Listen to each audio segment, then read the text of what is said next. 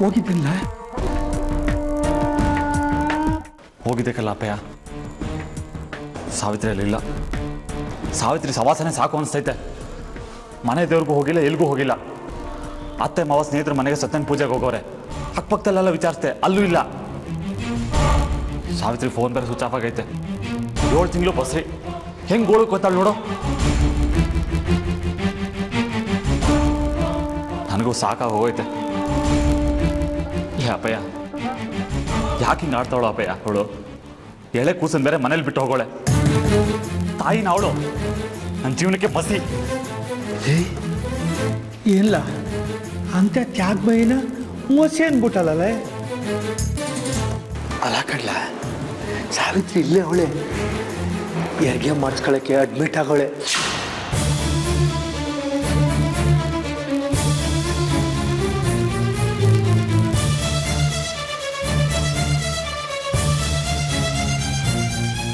ಸುಶೀಲಣ್ಣ ತಾವು ಸಾವಿತ್ರಿ ವಿಚಾರ ಮಾತಾಡೋಕ್ಕೆ ಡಾಕ್ಟರ್ ಅನಂತ ಕೃಷ್ಣ ಬಂದಿದ್ರು ಕಡ್ಲ. ಆಗ ಸುಶೀಲಣ್ಣ ಸಾವಿತ್ರಿ ಇನ್ನೂ 2 ದಿನ ಸಿಗೋಕ್ಕಿಲ್ಲ ಅಂದರು. ಆ ಡಾಕ್ಟ್ರು ಸಾವಿತ್ರಿನ ಹೆಂಗಾರ ಉಳಿಸ್ಕೊಳ್ಳಿ ಅಂದರು. ಇನ್ನೂ ವಿಚಾರಗಳು ಹೇಳ್ಬಿಟ್ಟು ಹೋದ್ರು ಕಡ್ಲ. ಲೇ ಅಪ್ಪಯ್ಯ, ಸಾವಿತ್ರಿಗೆ ನೀವು 7 ತಿಂಗಳು ಈಗ ಯಾಕೆ ಹೆರಿಗೆ ಮಾಡಿಸ್ಕೊಳ್ಕೊಟ್ಟವಳೆ? ಬದುಕ್ತಾಳ?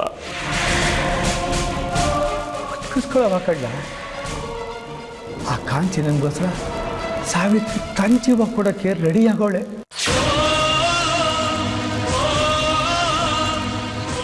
ಕಾಂಚಿ ನನ್ನ ಹೊಟ್ಟೆಯಾಗೆ ಮಗು ಇಲ್ಲ, ಬರೀ ಗಾಳಿ ತುಂಬಿಕೊಂಡೈತೆ ಕಡ್ಲ.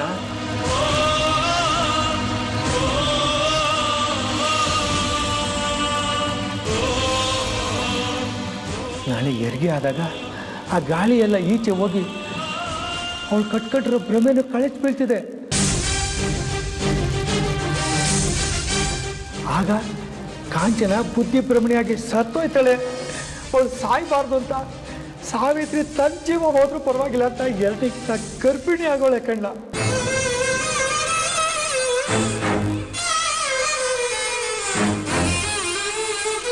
ನಾಳೆ ಸಾವಿತ್ರಿ ನಮ್ಮನ್ನೆಲ್ಲ ಬಿಟ್ಟೊಂಟೈತಲ್ಲ ಕಣ್ಣ.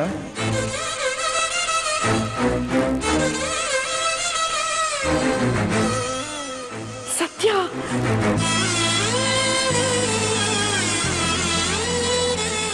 ಆಂಟಿ ನೋಡಿ ಆಂಟಿ, ಸಾವಿತ್ರಿನ ಅವಳಿಂದ ನಾನು, ಅವಳಿಲ್ದೆ ನಾನ. ಅವಳು ಉಸಿರು ನಿಂತ್ರೆ ನಾನು ಸಮಾಧಿ. ಸತ್ಯ, ಏನೋ ಇದೆಲ್ಲ? ಸಾವಿತ್ರಿನ ನನ್ನ ಹೊಟ್ಟೆನಲ್ಲಿ ನಾನು ಹೆತ್ತಿಲ್ಲ, ಆದ್ರೆ ಅವಳ ತ್ಯಾಗದ ವಿಷಯ ಕೇಳಿ ಹೊಟ್ಟೆನಲ್ಲೆಲ್ಲ ಕರಳು ಕ್ಯೂಚ್ದಾಗ ಆಗ್ತಿದೆ ಕಣೋ. ಯಾವುದೇ ಕಾರಣಕ್ಕೂ ಇಬ್ಬರನ್ನು ಕಳ್ಕೊಳ್ಳೋದಕ್ಕೆ ನನಗೆ ಇಷ್ಟ ಇಲ್ಲ. ನಿನ್ನ ಕೈ ಮುಗಿದು ಕೇಳ್ಕೊತೀನಪ್ಪ, ಹೇಗಾದ್ರೂ ಮಾಡಿ ಸಾವಿತ್ರಿನ ಉಳಿಸ್ಕೊಡೋ.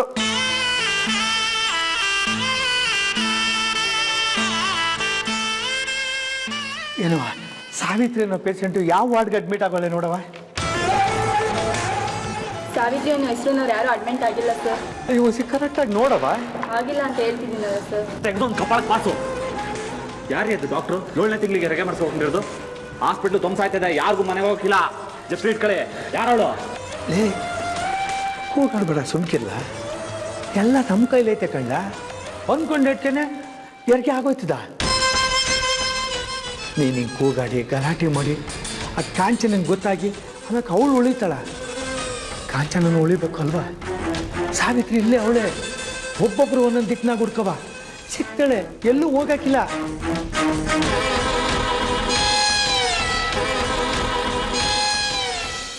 ಸತ್ಯ, ಸಾವಿತ್ರಿ ಹೇಳಿದಾಳೆ ಅಂತ ನನಗೆ ಗೊತ್ತು ಕಣೋ. ಬನ್ನಿ, ನಿಮ್ಮಿಬ್ಬರನ್ನ ನಾನು ಕರ್ಕೊಂಡು ಹೋಗ್ತೀನಿ. ಇದೇ ಪಕ್ಕದ ವಾರ್ಡೆ ಅವಳ್ದು. ಆದ್ರೆ ಸತ್ಯ, ಯಾವುದೇ ಕಾರಣಕ್ಕೂ ನೀನು ಕೂಗಡ ಹೋಗಿಲ್ಲಪ್ಪ. ಇಲ್ಲ ಆಂಟಿ, ಸಾವಿತ್ರಿ ನನ್ನ ದೇವತೆ. ದೇವತೆ ಮೇಲೆ ಯಾರಾದ್ರೂ ಕೂಗಾಡ್ತಾರ? ಕೈ ಮುಗ್ದು ಬೇಡ್ಕೊಂತೀನಿ ಜೀವನ ಕೊಡು ಅಂತ. ಬನ್ನಿ ಹೋಗುವ. ಬನ್ನಿ ಮನೆ.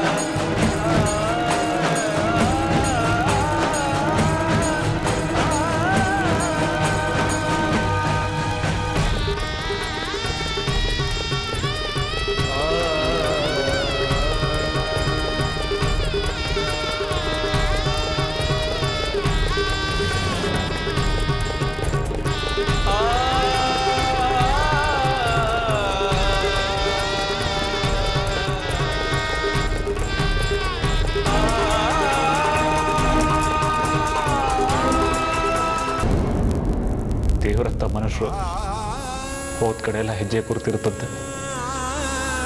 ಅದನ್ನ ಹಿಂಬಾಲಿಸ್ಕೊಂಡು ಬಂದೆ. ನಿನ್ನ ಎದುರಿಗಿದ್ದೀನಿ. ವಿಷಯ ಗೊತ್ತಾಯ್ತು. ಮನಸ್ಸು ಸ್ಮಶಾನ ಆಗಿದೆ ಸಾವಿತ್ರಿ. ನನ್ನನ್ನು ಬಿಟ್ಟು ಹೊಂಟೋಯ್ತೀಯ?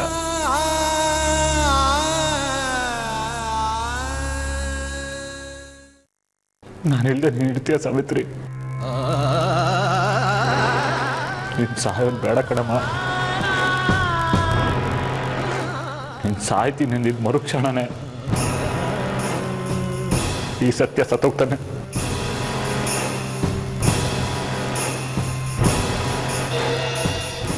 ನೋಡವ್ವ ಸಾವಿತ್ರಿ, ಒಂದು ಪ್ರಾಣ ಉಳ್ಸಕ್ಕೆ ಒಂದು ಪ್ರಾಣನೇ ತೆಗಿಬೇಕು ಅಂತಿಲ್ಲವ.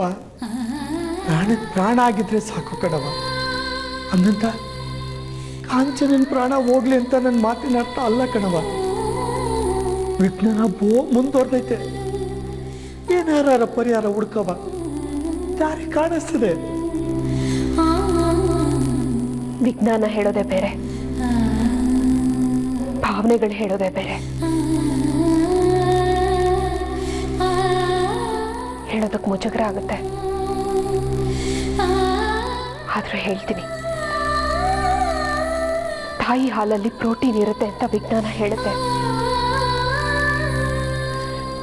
ಅದರಲ್ಲಿ ಮಮತೆ ಇರುತ್ತೆ, ಪ್ರೀತಿ ಇರುತ್ತೆ ಅಂತ ವಿಜ್ಞಾನ ಹೇಳಲ್ಲ. ವಿಜ್ಞಾನಕ್ಕೆ ನದಿ ಒಂದು ನದಿ ಅಷ್ಟೇ, ಆದ್ರೆ ನಮ್ಮ ಭಾವಕ್ಕೆ ನದಿ ಒಂದು ತಾಯಿ. ಕಾವೇರಿ ತಾಯಿ, ಗಂಗಾ ಮಾತೆ ಅಂತ ಕರಿತೀವಿ. ವೇದಾಂತ ಹುಟ್ಟಾಗ್ಲೇ ಸತ್ತೋಗ್ಬೇಕಾಗಿತ್ತು. ನಡಿ ಮನೆಗೆ. ಕ್ಷಮಿಸಿ ಸತ್ಯ, ಮಾನಸಿಕವಾಗಿ ನಾನು ನಿಮ್ಮಿಂದ ತುಂಬಾ ದೂರ ಬಂದಾಗಿದೆ.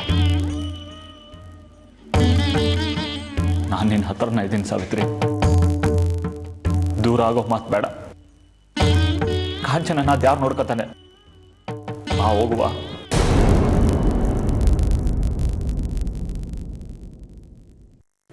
ನನ್ ಬಿಟ್ಟಾಕು. ನಾನೊಬ್ಬ ಮಾಮೂಲಿ ಡ್ರೈವರು. ಒಂದ್ಸತಿ ಗಾಡಿ ಹತ್ತಿದ್ರೆ ವಾಪಸ್ ಬರ್ತೀನಿ ಅನ್ನೋ ಗ್ಯಾರಂಟಿನೇ ಇರಲ್ಲ.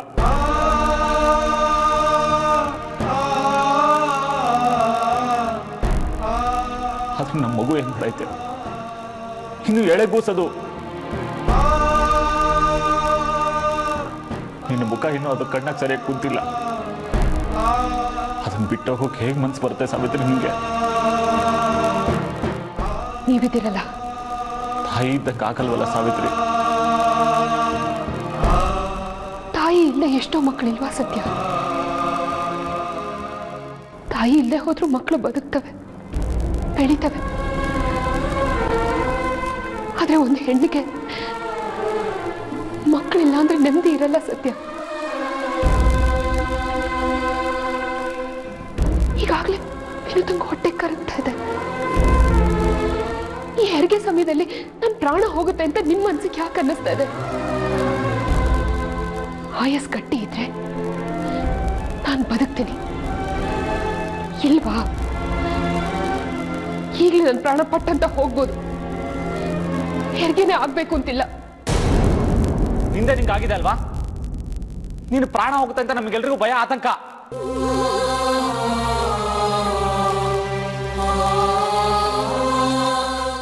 ಬೇಡ ಸಾವಿತ್ರಿ, ಕಾಂಚನನ ಪಕ್ಕ ಬೇರೆ ಮಗು ತಂದು ಹೇಳೋಣ. ಆದ್ರೆ ಅದೇ ಸಮಯಕ್ಕೆ ಮಗು ಸಿಗ್ಬೇಕಲ್ಲ. ಅದ್ಯಾವ ಡಾಕ್ಟ್ರು ನಿನಗೆ 7ನೇ ತಿಂಗಳಿಗೆ ಹೆರಿಗೆ ಮಾಡ್ತಾನೆ ಅಂತ ನಾನು ನೋಡ್ತೀನಿ. ನನಗೂ ಕೆಲವೊಂದು ರೂಲ್ಸ್ ಗೊತ್ತೈತೆ. ನನ್ನ ಹೆಂಡತಿನ ಹೇಗೆ ಉಳಿಸ್ಕೋಬೇಕು ಅಂತ ನನಗೂ ಚೆನ್ನಾಗಿ ಗೊತ್ತು. ಬರ್ತೀನಿ. ಸತ್ಯ, ನನಗೇನು ಆಗಲ್ಲ ಸತ್ಯ. ಟೆಸ್ಟ್ಗಳಾಗಿದೆ, ಡಾಕ್ಟರ್ ನನಗೇನು ಆಗಲ್ಲ ಅಂತ ಭರವಸೆ ಕೊಟ್ಟಿದ್ದಾರೆ. ಲೇ ಅಪ್ಪಯ್ಯ, ಇವಳು ಮಾತು ಕೇಳ್ತಾ ಕೂತ್ರೆ ಇವಳು ಮಾತಂತ ನಡೆಯುತ್ತೆ. ನಡಿ ಡಾಕ್ಟರ್ ತಾವ ಹೋಗೋಣ. ಇವತ್ತು ಇತ್ಯರ್ಥ ಆಗ್ಲೇಬೇಕು. ಎಳೆ ಕೂಸು ಮನೇಲೈತೆ, ಇವಳಿಗೆ ಹೆರಿಗೆ ಅಂತೆ. ಬಾರ್ಲಾ ಬಾರ್ಲಾ ನೀನು. ಸತ್ಯ ಸತ್ಯ, ನನ್ನ ಮಾತು ಮಗು ನೀವಾದ್ರೂ ಹೇಳಿ.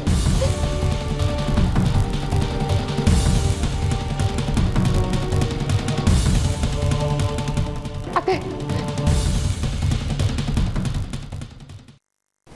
ಸಾವಿತ್ರಿ, ಯಾಕೆ ಕೈ ಮುಗಿತಿದ್ದೀರಾ ಅತ್ತೆ? ದೊಡ್ಡವರು ಚಿಕ್ಕವರು ಕೈ ಮುಗಿಯೋದು ರೂಢಿ ಅಷ್ಟೇ ಮಾ. ಇದು ನನಗಿಂತ ದೊಡ್ಡವರು. ವಯಸ್ಸಲ್ಲಿ ಮಾತ್ರ. ನನಗೇನು ಆಗಲ್ಲ ಅತ್ತೆ. ಸಾವಿತ್ರಿ, ಕಾಂಚನನ ನಾನು ಕಂಟ್ರೋಲ್ ಮಾಡ್ತೀನಮ್ಮ. ಅವಳು ಹುಚ್ಚಿತರ ಆಡ್ಬೋದು. ಬೆಸ್ಟ್ ಡಾಕ್ಟರ್ಸ್ನ ಇಟ್ಟು ನಾನು ಅವಳಿಗೆ ಒಳ್ಳೆ ಟ್ರೀಟ್ಮೆಂಟ್ ಕೊಡಿಸ್ತೀನಿ. ಆದರೆ ನೀನು ತಗೋಬೇಡಮ್ಮ. ಸಾವಿನ ದೌಡೆಗೆ ನಿನ್ನ ತಳ್ಳೋದಕ್ಕೆ ನಮ್ಗೆ ಯಾರಿಗೂ ಮನಸ್ಸಿಲ್ಲ. ನಿನ್ನ ತುಂಬ ಚಿಕ್ಕವಳು ಕಣೆ. ಎಷ್ಟು ವರ್ಷ ಬಾಳಿ ಬದುಕಬೇಕಾದವಳು. ಈ ಡೆಲಿವರಿ ಬೇಡಮ್ಮ. ನೋಡ, ಕಾಂಚನನ್ ಭ್ರಮೆಗೋಸ್ಕರ ಸಜ್ಜನ ಮಗುನ ನಮ್ಮೆಲ್ರೂ ಜೀವನ ಪರ್ಯಂತ ಕೊರ್ಗೋ ಹಾಗೆ ಮಾಡಬೇಡ ಸಾವಿತ್ರಿ. ಕೊರ್ಗೋ ಹಾಗೆ ಮಾಡಬೇಡ. ದೇವ್ರೆ ಬಂದು ಹೇಳಿದ್ರು ಅಷ್ಟೇ. ನನ್ನ ನಿರ್ಧಾರ ನಾನು ಬದಲಾಯಿಸಲ್ಲ. ನನ್ನ ಹೆರಿಗೆ ಆಗುತ್ತೆ. ನನ್ನ ನಿರುದ್ರಿಂದ ನಾನು ಉಳಿಸ್ಕೋತೀನಿ. ಈಗ ನನ್ನ ಪಾಡಿಗೆ ನನ್ನ ಇರೋದಕ್ಕೆ ಬಿಟ್ಬಿಡಿಯತ್ತೆ.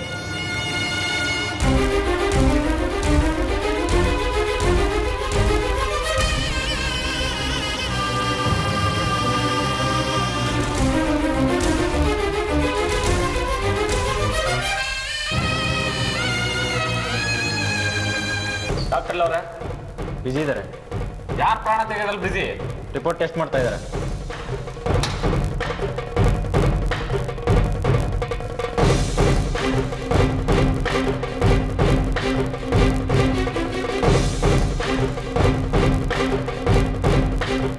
ಹೆಂಗ್ರಿ ಸಾವಿತ್ರಿಗೆ ಹೆರಿಗೆ ಮಾಡಿಸ್ತೀರಾ 7 ತಿಂಗಳಿಗೆ? ಗಂಡ ಅದನ್ನು ಕೇಳ್ತಾ ಇದ್ದೀನಿ. ಡಾಕ್ಟ್ರು ಜೀವ ಉಳಿಸೋರ ತೆಗಿಯೋರ? ಜೀವ ಉಳಿಸೋರು. ಜೀವ ತೆಗಿಯೋ ಕೆಲಸ ಯಾಕೆ ಮಾಡ್ತಿದ್ದೀರಾ? ಮತ್ತೆ ಕಂಪ್ಲೇಂಟ್ ಕೊಡ್ತೀನಿ. ಒಂದಿಷ್ಟು ಹೊಸ ಜೈಲ್ನ ಕೊಳಿರಿ, ಬುದ್ಧಿ ಬರ್ತದೆ.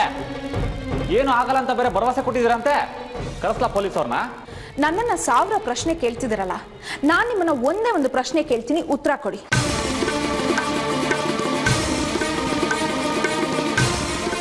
ಸಾವಿತ್ರಿ ಮೊದಲನೇ ಹೆರಿಗೆನಲ್ಲಿ ತುಂಬಾ ವೀಕ್ ಆಗಿದ್ಲು. ಮೊದಲನೇ ಮಗುವಾಗಿ 6 ತಿಂಗಳು ಕೂಡ ಆಗಿರಲಿಲ್ಲ. ಆಗ್ಲೇ ಇನ್ನೊಂದು ಮಗುವಿಗೆ ತಂದೆ ಆದ್ರಿ. ಇವತ್ತು ನಿಮಗೆ ಭಯ ಆಗ್ತಿದೆ, ಆತಂಕ ಆಗ್ತಿದೆ.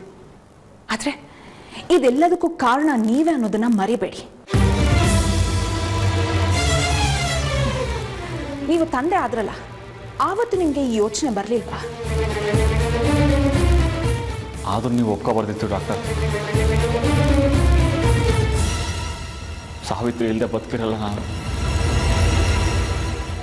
ಅರ್ಥ ಆಗುತ್ತೆ ಸತ್ಯ ಅವರೇ, ಆದ್ರೆ ಏನ್ ಮಾಡೋದು? ಸಾವಿತ್ರಿ ಕಳೆದ 7 ತಿಂಗಳಿಂದ ಈ ಹೆರಿಗೆಗೆ ತನ್ನನ್ನು ತಾನು ಮಾನಸಿಕವಾಗಿ ಗಟ್ಟಿಗೊಳಿಸ್ತಾ ಬಂದಿದ್ದಾಳೆ. ಈಗ ಯಾವುದೇ ಕಾರಣಕ್ಕೂ ಅವ್ರ ನಿರ್ಧಾರನ ಬದಲಾಯಿಸ್ಕೊಳ್ಳೋದಿಲ್ಲ. ಡಾಕ್ಟ್ರೇ, ಒಂದು ಹೆಣ್ಣಾಗಿ ನೀವು ಹಿಂಗೆ ಮಾತಾಡ್ತೀರಾ? ನೋಡಿ, ಡಾಕ್ಟ್ರಾಗಿ ಮಾತಾಡಬೇಡಿ. ಒಂದು ಹೆಣ್ಣಾಗಿ ಮಾನವೀಯತೆಯಿಂದ ಮಾತಾಡಿ. ಹೆಂಗಾರ ಮಾಡಿ ಕಾಂಚನ ನಾವು ಉಳಿಸ್ಕೊಡಿ. ವೈದ್ಯೋ ನಾರಾಯಣೋ ಹರಿ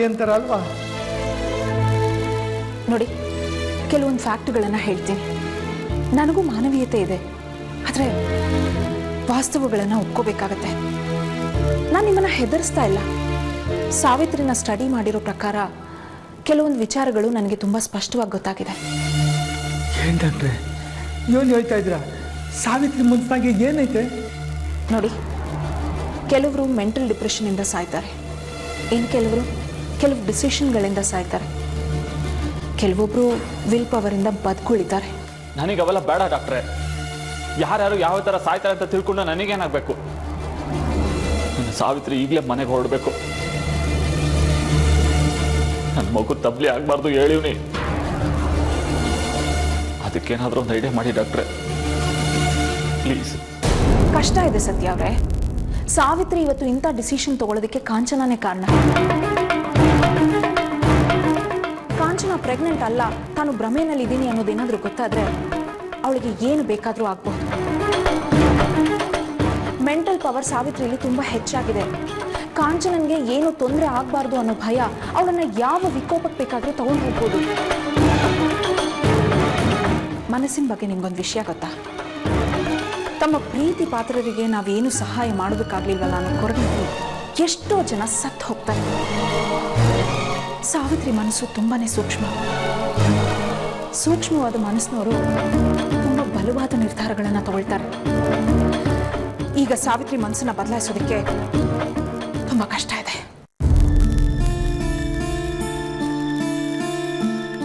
ತಪ್ಪು ನಂದೇ ಬಿಡಿ. ಮಗು ಬೇಡ ಆಗಿತ್ತು. ಹಂಗಾರೆ ನನ್ನ ಸಾವಿತ್ರಿ ಸದೈತಾಳ?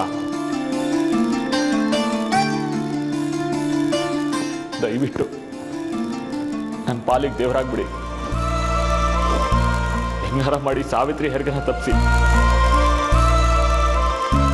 ಅವಳು ನಂಬ್ಕೊಂಡು ಅವರಪ್ಪ ಅಮ್ಮ ತಂಗಿ ನಾನು ನನ್ನ ಮಗಳಿದ್ದೀವಿ.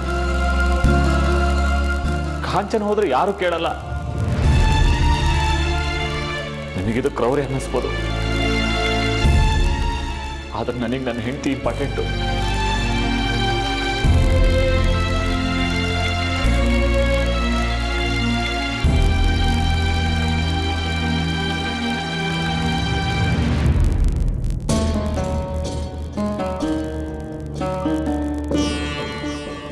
ಮನೆಗೆ ಹೊರಡಿ ಸತ್ಯ, ನನ್ನ ಹತ್ರ ಒಬ್ಳೇ ಇರ್ತಾಳೆ.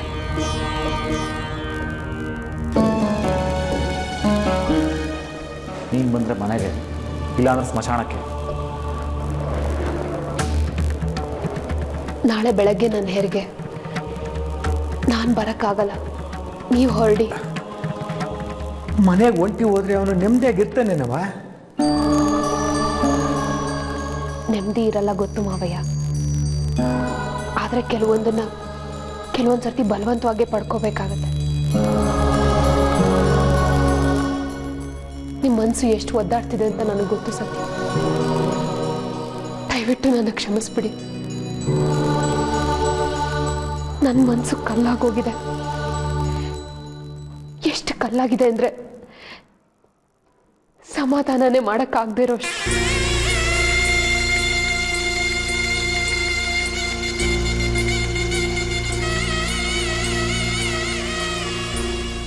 ಬಾಪಯ್ಯ ಹೋಗೋಣ.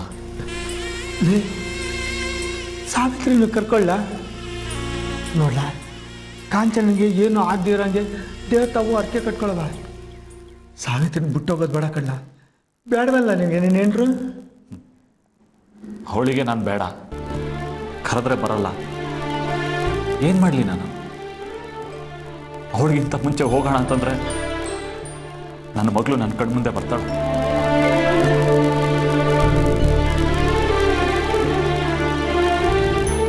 ಭಾಗ್ಯಹಾರದ ಸಮಸ್ಯೆ ಇದು. ಹಳೆ ದಿವಸ ಅವರಿಗೆ ಹೆರಿಗೆ ಆದರೆ ಸಾಯ್ತಾಳೆ ಅಂತ ಯಾಕೆ ಅನ್ಕೋಬೇಕು? ಬದುಕ್ತಾಳೆ ಅನ್ನೋ ಭರವಸೆಲ್ಲಿ ಹೋಗ್ತಾ ಇದ್ದೀನಿ. ಹೀಗಿರ್ಬೇಕು ನನ್ನ ಯಜಮಾನ್ರು. ಒಳ್ಳೆ ಕೆಲ್ಸಕ್ಕೆ ನಿಂತಾಗ ಬೆಂಬಲ ಕೊಡಬೇಕು. ಹೋಗ್ಬನ್ನಿ ಸತ್ಯ, ನಂದಿತಾ ಎದ್ಬಿಟ್ಟಿರ್ತಾಳೆ. ಹೋಗ್ತೀನಿ, ಬರಲ್ಲ. ಸತ್ಯ ಬದುಕಿದ್ರೆ ಕೇಳೋ. ನನ್ನ ಸಾವಿನ ಸುದ್ದಿ ಕೇಳಿದ್ಮೇಲಾದ್ರೂ ನಿನ್ನ ಮನಸ್ಸು ಬದಲಾಗ್ಬೋದೇನೋ. ಬೆದರಿಸ್ತಾ ಇದ್ದೀರಾ? ತಪ್ಪು ಇದು. ಯಾವುದು ತಪ್ಪು? ನೀನು ಯಾವಳಿಗೋಸ್ಕರ ನಮ್ಮನ್ನೆಲ್ಲ ಕಣ್ಣೀರ್ಲಿಟ್ಟು ಜೀವನನ ಕತ್ಲೆ ಮಾಡಿ ಪ್ರಾಣ ತ್ಯಾಗ ಮಾಡ್ಬೋದು. ಆದ್ರೆ ನಾನು ನನ್ನ ಮಗಳಿಗೋಸ್ಕರ ಪ್ರಾಣ ತ್ಯಾಗ ಮಾಡೋದ್ರಲ್ಲಿ ತಪ್ಪೇನಿದೆ? ಬದುಕಿರಲ್ಲ ನಾನು. ಸರಿ ಹೋಯ್ತಣ್ಣ, ಅದೇನೋ ಹೇಳ್ತಾರಲ್ಲ, ಅಪ್ಪ ಅಮ್ಮನ ಜಗಳದಾಗೆ ಕೂಸು ಬಡವಾಗೋಯ್ತು ಅಂತ, ಆ ಮಾತ್ರ ದಿಟ ಮಾಡ್ಬಿಟ್ರಿ. ಲೇ ಅಪ್ಪಯ್ಯ, ನನಗೆ ಹೆಂಡತಿ ಬೇಕು ಅನ್ನೋದಕ್ಕಿಂತ ನನ್ನ ಮಗಳಿಗೆ ತಾಯಿ ಬೇಕು ಅನ್ನೋದೇ ಸರಿ. ಇಂಥ ಒಳ್ಳೆ ತಾಯಿನ ಕಳ್ಕೊಂಡು ನನ್ನ ಮಗಳು ಬದುಕಬಾರ್ದು. ಒಂದು ಹೆಣ್ಣು ಮಗುಗೆ ಎಲ್ಲದಕ್ಕಿಂತ ಜೀವನದಲ್ಲಿ ತಾಯಿ ತುಂಬಾನೇ ಮುಖ್ಯ. ನೀನು ತ್ಯಾಗ ಮಾಡಿರ್ಬೋದು, 4 ಜನದ ಕೈಲಿ ಒಳ್ಳೆ ಅನ್ಸ್ಕೋಬಹುದು, ಆದ್ರೆ ನನ್ನ ಮನಸ್ಸಲ್ಲಿ ನಿನ್ನ ಬಗ್ಗೆ ಒಳ್ಳೆ ಅಭಿಪ್ರಾಯ ಇಲ್ಲ.